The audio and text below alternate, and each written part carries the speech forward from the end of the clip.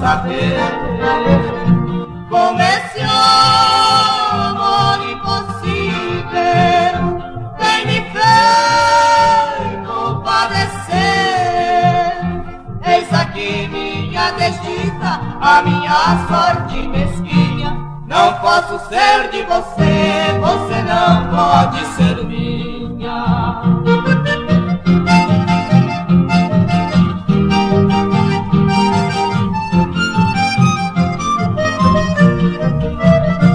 Tem coisas que eu não entendo e também não adivinho, porque Deus foi por você, bem justo no meu caminho, porque você me agradou e porque eu sempre te amei.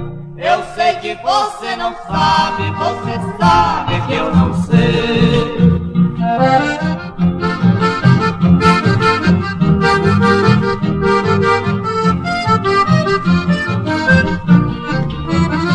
Você, menina bonita, prestimosa,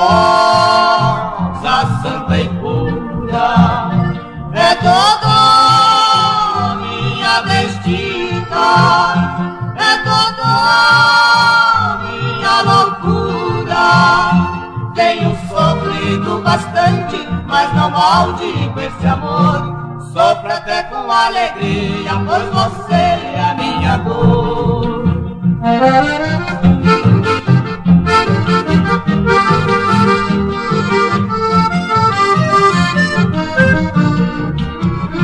Deus tenha pena de mim e me dê força bastante para vencer a saudade quando estiver distante.